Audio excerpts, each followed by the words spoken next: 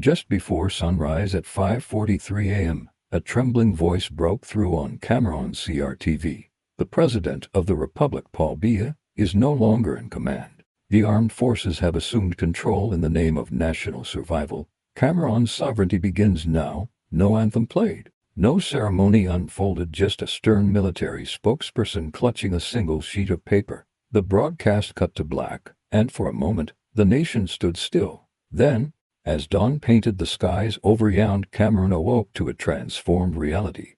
Paul Biya, who had ruled with an iron grip for over 40 years, outlasting coups, outsmarting rivals, and governing from distant hospital beds in Europe, was gone. Whispers raced through the streets. Is it true? Is Biya dead? Who's leading now? By 7 a.m., the people poured into the streets, not with fear, but with tears, laughter, and a fragile, electric hope. In Douala, crowds huddled around phone screens. Men wept openly, women knelt in prayer. Paul Biya, the eternal shadow over generations, the ghost haunting every decision, every lost dream, every broken promise, was no more. No gunfire, no flames, just a nation stirring from a half-century slumber. A silent coup, a deafening miracle. And across the globe, a question echoed. If Paul Biya can fall, who's next? This wasn't an overnight upheaval, it only appeared that way. Beneath the surface, months of meticulous planning had dismantled Africa's oldest dictatorship. The masterminds weren't jungle rebels or foreign mercenaries, they were Biya's own generals, men who had worn his colors for decades, but had reached their breaking point. At the heart of the plot was Brigadier General Ano Embassy, head of internal military logistics and, for the past year, Biya's trusted overseer of presidential security. But trust had eroded. The tipping point came in Geneva, where Biya lingered in hospitals under French watch. Leaked cables revealed his medical bills soared to $1 million in 3 months, while Cameroonians grappled with crippling food inflation, separatist violence in the Anglophone regions, and youth unemployment choking the nation. "We're guarding a ghost," one officer muttered, and they were. For most of 2024, Biya hadn't set foot in a government office. A cabal of aging loyalists, nephews, cousins. French consultants made decisions while 80% of Cameroon's population, under 35, was ignored. Within the military, a shift brewed.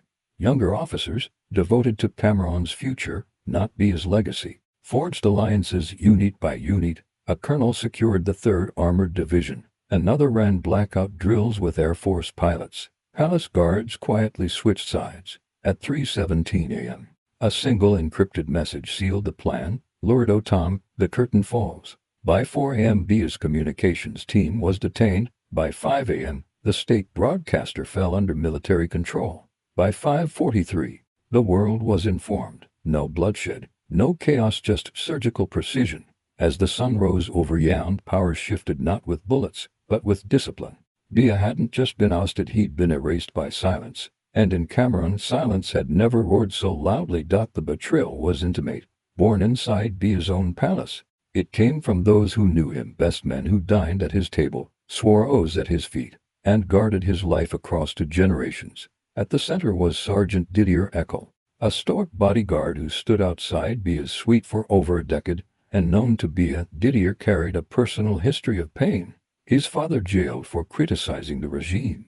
His uncle killed in the Anglophone crisis. His brother gunned down in a Douala protest. To Biya, Didier was invisible, just another uniform. To the uprising, he was the linchpin. He mapped the palace's shift changes, pinpointed defecting guards, and at 3:04 a.m., opened the back gates for special forces to slip through without a sound. No shots were fired, but Didier's hand guided the fall of a king. He wasn't alone. Generals who once crushed protests now smuggled USB drives to the Transitional Council. Cabinet secretaries leaked memos exposing billions funneled to French banks. Biya's own physician handed over medical files proving the president was unfit to govern for over 18 months. This wasn't a coup, an insider later said. It was a correction of a nation in a coma. When the palace was surrounded, no loyalists remained. Biya, too old to flee, too isolated to resist. The streets exploded with life. In Yaoundé's Makolo market, a scream rang out, "He's gone!" Thousands surged through alleyways, barefoot, waving flags, crying, praying, shouting. Motorcycles roaring with Cameroon's flag flown upside down, a symbol of rebirth. In Bamenda, Scarred by the Anglophone conflict, silence shattered into cheers. He's gone. He's finally gone. At the University of Biya, students tore down Biya's portraits, replacing them with signs, "You can kill a protest, but not a generation." The elderly, who thought Biya's rule would outlive them. Fireworks lit Yaoun's sky, not planned, not organized, just raw, chaotic, alive. The sound of a nation free after 50 years. At 6:12 a.m. Paris time, a red phone rang in the Élysée Palace. A voice from Yaoun whispered, "It's done, Biya's out." No resistance. For Emmanuel Macron, it was a geopolitical quake. Biya, France's staunchest ally in Africa, had handed French firms like Total, Bolloré, and Orange free access to Cameroon's resources, and allowed French troops to operate in the shadows. His fall cracked France's hold on Central Africa. The French Foreign Ministry issued a terse statement: "We monitor the situation in Cameroon and urge peace and constitutional order." But panic gripped Paris. Reports flooded the defense ministry. As leaders were contacting Cameroon's military, Russian diplomats doubled their Yaound outreach, and online support for the coup swept West Africa. If Cameroon joins AES or expels our bases. France's fear wasn't just Biya's fall, it was the ripple effect. If Cameroon's own soldiers could topple Africa's longest ruling leader, what about Togo, Congo, or Chad? Macron hesitated to engage the Transitional Council, with no trusted figure left in Yaound. Meanwhile, African youth sent a clear message: "We don't want France's fear, we want our future." In Paris, young Africans gathered, waving Cameroon's flag, singing, "Love toi l'Afrique." The old one falls, Africa rises. 2 days later, Élysée Palace's gates opened to history. The Transitional Military Council led investigators into the presidential archives, revealing not a government but a vault. Behind soundproof doors and biometric locks lay sealed cabinets, encrypted drives, and letters from French officials. They found contracts never seen by Parliament, oil licenses sold to France for 1% royalties, timber deals ignoring environmental laws, secret foreign surveillance bases in the north, a Geneva bank account, fed monthly by Bolloré, secured Biya's circle monopoly over ports. Millions in aid money flowed to Paris real estate linked to Biya's allies. A 2021 letter from Biya to France's president vowed, "Cameroon's loyalty is guaranteed as long as I live. Keep the funds moving, silence the critics." The truth stunned the new leaders. Biya hadn't just ruled for 40 years, he'd sold Cameroon piece by piece to stay in power. Within 48 hours, redacted files were released. Crowds at universities held signs, "Our resources, our rules, never again." Biya's fall sparked a reckoning with Africa, asking, what else are other leaders hiding? ECOWAS, the regional guardian of democracy, stayed silent, crippled by division. Nigeria urged restraint, Senegal feared contagion, Ghana stayed neutral. ECOWAS protected presidents, not people. But the AES, Burkina Faso, Mali, Niger spoke within 24 hours from Ouagadougou. Cameroon's armed forces have shown courage, reclaiming sovereignty without foreign permission. "Let's build an Africa that stands tall," the message echoed. One falls for rise. Africa waits no more. ECOWAS' belated call for constitutional restoration on day 5 fell flat.